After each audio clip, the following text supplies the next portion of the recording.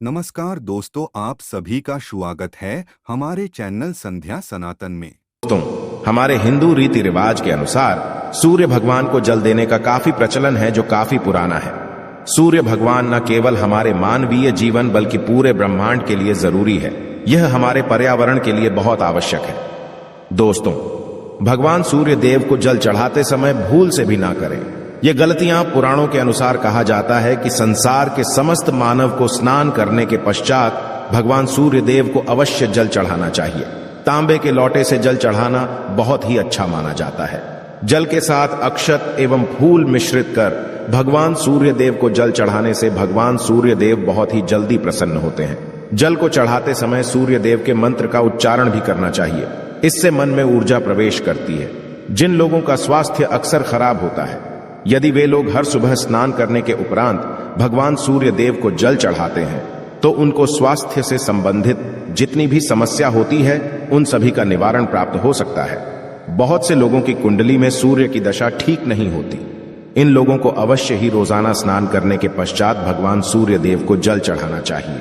इससे उनके घर में जो भी खराबी है उसमें सुधार आ सकता। सवाल यह है कि सूर्य भगवान को कैसे जल चढ़ाएं एवं कब जल चढ़ाएं। चलिए अब हम बात करते हैं कि भगवान सूर्य देव को जल चढ़ाते समय हमें किन बातों का ध्यान रखना चाहिए। यदि आप भगवान सूर्य देव को जल चढ़ाते समय यह गलतियां कर रहे हैं तो भगवान सूर्य देव को जल चढ़ाना और ना चढ़ाना एक समान है। आइए जानते हैं भगवान सूर्य देव को जल चढ़ाते समय होने वाली गलतियों के बारे में। हो सकता है कि इन्हीं गलतियों के कारण आपके रोजाना सूर्य देव को जल देने से भी आपको किसी भी तरह का कोई लाभ प्राप्त नहीं हो पा रहा है। परंतु दोस्तों, उससे पहले आपसे रिक्वेस्ट करते हैं कि वीडियो को लाइक अवश्य करिएगा, दोस्तों को शेयर कर दीजिएगा और यदि आपने अभी तक चैनल को सब्सक्राइब नहीं किया है तो चैनल को सब्सक्राइब करके भी आइकॉन अवश्य बताइएगा। सबसे पहली बात, पूर्व की ओर मुख रखें। भगवान सूर्य देव को सदैव पूर्व की ओर मुख रखकर जल चढ़ाना चाहिए। जल चढ़ाते समय उस जल के छींटे आप पैरों के ऊपर नहीं पड़नी चाहिए। सदैव इस बात का ध्यान रखिए कि जहां से भी आप जल चढ़ा रहे हैं उस स्थान से भगवान सूर्य देव को देने वाला जल आपके पैर में किसी भी हाल में नहीं गिरना चाहिए। यदि जल चढ़ाते वक्त आपके पैर में जल गिरता है तो ये अच्छी बात नहीं है, क्योंकि इससे सूर्य देव क्रोधित हो जाते हैं। भगवान सूर्य देव को जल चढ़ाते समय भगवान सूर्य देव के इस मंत्र का जाप करें, ओम सूर्याय नमः। दूसरी बात, बिना स्नान किए जल ना चढ़ाएं। से भी यह गलती ना करें, बिना स्नान किए भगवान सूर्य देव को जल चढ़ाएं।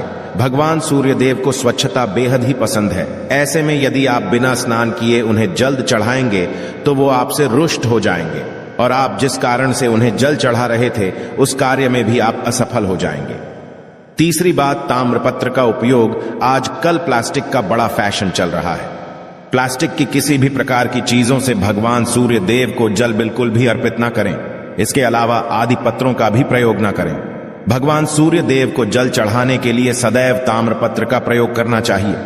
इसके पीछे वैज्ञानिक कारण यह भी है कि सूर्य देव की उष्णता से प्लास्टिक से कुछ जहरीली गैसें निकलती हैं जो हमारी सेहत के लिए भी अच्छी नहीं होती।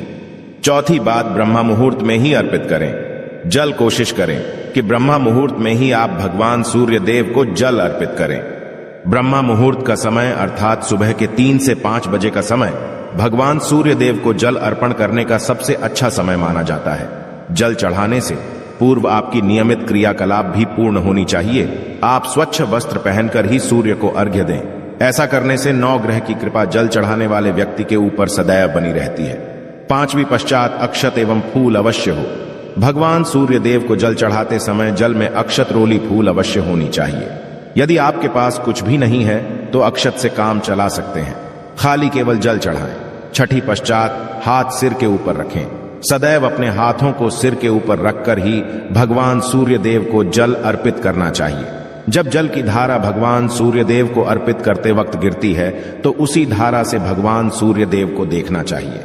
कहा जाता है कि ऐसा करने से व्यक्ति के ऊपर भगवान सूर्य देव की कृपा बनी रहती है एवं व्यक्ति के मन में सकारात्मक ऊर्जा भी प्रवेश करती है।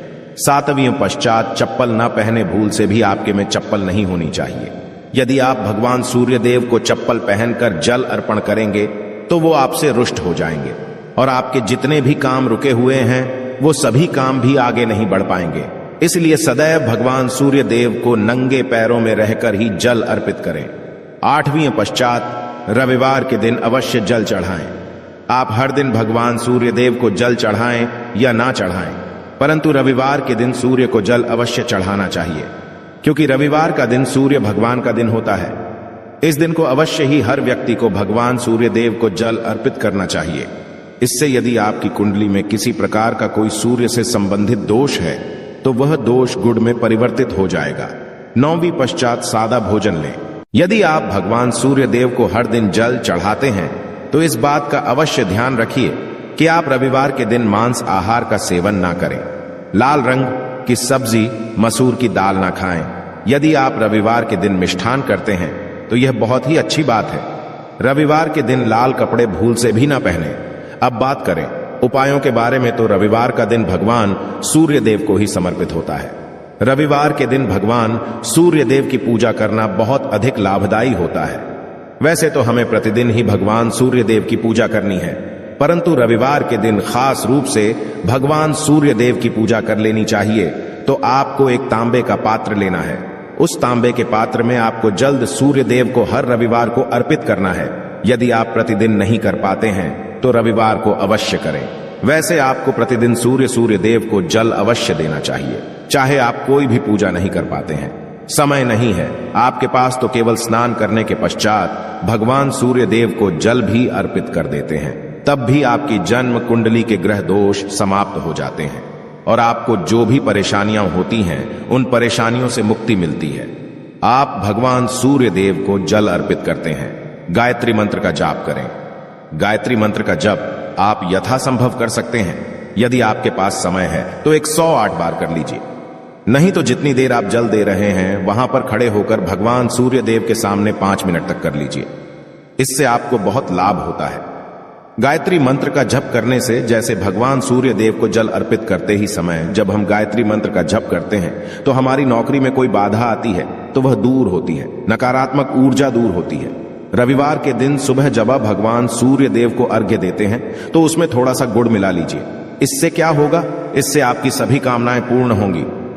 यदि आप भगवान सूर्य देव को जल अर्पित करते हैं, उसमें थोड़ा सा गुड़ मिलाकर अर्पित करते हैं, तो आपकी सभी कामनाएं पूर्ण हो जाती हैं। भाग्य का साथ बहुत लोगों को नहीं मिलता है। बहुत से लोग कंप्लेंट करते हैं कि हमारा भाग्य हमारे साथ नहीं देता है। ऐसे में भाग्य का कारक माना गया है, प्रबल कारक माना गया है भगवान सूर्य देव को। तो जब आप भगवान सूर्य देव को सुबह जल देते हैं तो जल देते समय आपको गायत्री मंत्र का जप करना है और उसके अलावा आपको भाग्य का साथ चाहिए तो रविवार के दिन गुड़ और चावल का दान करना अच्छा माना जाता है। गेहूं का दान भी आप कर सकते हैं। गेहूं और गुड़ का दान करना बहुत श्रेष्ठ माना जाता है और इसको करने से आपके सभी काम बनने जाते हैं।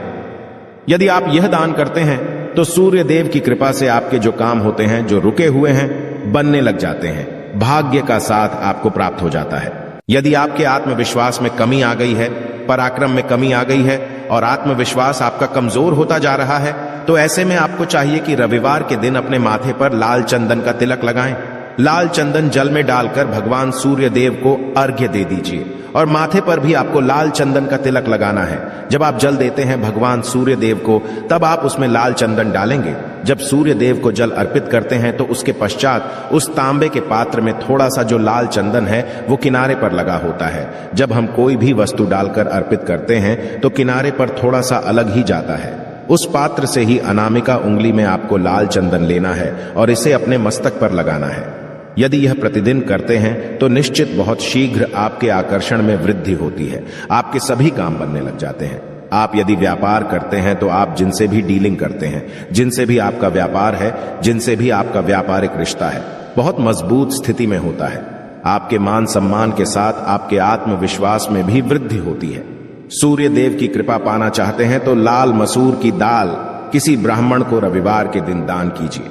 यदि आप किसी को लाल मसूर की दाल दान करते हैं तो इससे आपके जन्म कुंडली के ग्रह दोष दूर होते हैं। ये आप 7 रविवार कर लीजिए जैसे कि आप दान करते हैं। अब जैसे इस रविवार से आपने शुरू किया तो 7 रविवार लगातार कर देंगे तो आपको बहुत शीघ्र लाभ हो जाता है। ग्रह दोषों से मुक्ति मिल जाती है। रविवार के दिन गुड़ खाकर किसी काम पर निकलना चाहिए। जैसे प्रातः काल आप थोड़ा सा गुड़ खा लेते हैं तो इससे भगवान सूर्य देव बलि हो जाते हैं। और चावल से बनी हुई खीर यदि आप भगवान सूर्य देव को चढ़ाते हैं तो इससे दिल भी बहुत अच्छा हो जाता है। भगवान सूर्य देव को अर्पित करने के पश्चात आप यह खीर प्रसाद स्वरूप वह भी खा सकते हैं और परिवार के सभी लोग खा सकते हैं। इससे आपकी तरक्की होती है, जीवन में आपको सफलता की प्राप्ति होती है। व्यापार हो, नौकरी हो, हर जगह आपको तरक्की मिलती है। और यदि आपके घर में कोई बीमार है, बहुत समय से बीमार है, तो उनसे कहें कि वह सूर्य देव को तांबे के पात्र में रोली और लाल फूल डालकर अर्पित करें। लाल फूल आप कोई भी ले सकते हैं। गुलाब का, गुड़हल का, जो भी लाल पुष्प उपलब्ध हो उसको तांबे के पात्र में डालकर थोड़ी सी रोलियां, लाल चंदन डाल सकते हैं। ऐसा करने से सूर्य ग्रह बलि हो जाता है तो आत्मविश्वास बढ़ता है। आत्मा के कारक है सूर्य देव, और जब हमारा आत्मविश्वास बढ़ता है रोगों से मुक्ति मिलती है, नकारात्मक शक्तियों से छुटकारा मिल जाता है, दवाइयां शीघ्र काम करने लग जाती हैं। रविवार के दिन आदित्य हृदय स्तोत्र का पाठ अवश्य करना चाहिए यदि आप चाहते हैं आपको सूर्य ग्रह का पूर्ण लाभ प्राप्त हो। चाहे आपकी जन्म कुंडली में सूर्य मजबूत स्थिति में भी हो, तब भी रविवार को आपको आदित्य हृदय स्तोत्र का पाठ अवश्य करना चाहिए। आदित्य हृदय स्तोत्र का पाठ यदि आप 3 बार करते हैं प्रतिदिन, या फिर 3 बार रविवार को भी कर लेते हैं, तो इससे भी आपके जीवन की परेशानियां दूर होती हैं। आपके मन में भी कामना हो, जैसे हमने शुरू में ही कहा, गुण चाहिए, संतान चाहिए, मान सम्मान चाहिए, आत्मविश्वास चाहिए, शिक्षा में सफलता चाहिए, नौकरी में सफलता चाहिए, सरकारी नौकरी चाहिए। जीवन में आपकी कोई भी समस्या हो, उस समस्या से मुक्ति पाने के लिए आपका आत्मविश्वास बलि होना बहुत आवश्यक है। यदि आपके अंदर आत्मविश्वास होगा तो आप किसी भी समस्या से मुक्ति पालेंगे। आत्मविश्वास की प्राप्ति तभी होती है जब सूर्य हमारी जन्म कुंडली में अच्छी स्थिति में। एक बहुत ही अचूक उपाय हम आपसे शेयर करने वाले हैं, यहां आप अवश्य कीजिए। यदि आप किसी भी प्रकार से किसी भी समस्या से घिरे हुए हैं, कोई भी आपकी खास कामना है, तो ये उपाय अवश्य कीजिए। सूर्य को आप जब जल देते हैं तो जल देते समय जल में आपको एक बिल्वपत्र डालना है और इस बिल्वपत्र के साथ भगवान सूर्य देव को जल देना है। तो आप तांबे का पात्र ले लीजिए, उसमें थोड़ा सा गंगा जल डालें, थोड़ा सा जल डालें, थोड़ा सा रोली डालें और इसके साथ ही एक बेलपत्र डाल दीजिए। आप थोड़े से अक्षत भी डाल सकते हैं। अक्षत क्या होता है? चावल होता है जिसके टूटे हुए दाने ना हो, बिल्कुल साबुत चावल होता है, उसे अक्षत कहा जाता है। तो थोड़े से अक्षत, रोली और बेलपत्र डालकर भगवान सूर्य देव को जल देना है। 7 बार में आपको जल देना है। जैसा कि बताया जाता है आपको 3 बार में जल देना चाहिए। रोक रोक कर एक ही पात्र का जल हम 3 बार में देते हैं। हमें बेलपत्र है तो इस खास सामग्री की वजह से हम इस जल को 7 बार में भी दे सकते हैं। तो आप रोक रोक कर उसे जल को, एक पत्र के जल को ही 7 बार में दीजिए। सूर्य देव को देखते हुए आपको मंत्र बोलना है, ओम हीम हीम हीम सूर्य नमः, ओम हीम हीम हीम सूर्याय नमः। तो इस प्रकार से आप इस मंत्र को बोलते हुए यदि भगवान सूर्य देव को जल अर्पित करते हैं तो शीघ्र ही आपके मन की कामनाएं पूर्ण हो जाती हैं। आपकी जो भी कामना है भगवान सूर्य देव से कहे। थोड़े समय तक आप आदित्य हृदय स्तोत्र का पाठ कर सकते हैं। चाहे तो 1 बार या 3 बार या फिर 108 बार गायत्री मंत्र का जप कर लीजिए, या भगवान सूर्य देव का कोई भी एक मंत्र जिसका आप 108 बार जप कर सकते हैं। अवश्य इस प्रयोग को करने के पश्चात कीजिए, इससे आपके कामना बहुत शीघ्र पूर्ण हो जाती है। दोस्तों, तो आज की वीडियो में हमने सूर्य को मजबूत करने का उपाय बताया। सूर्य को मजबूत करना बहुत आवश्यक है, आत्मा के कारक है और सबसे जरूरी है आत्मविश्वास का बलि होना।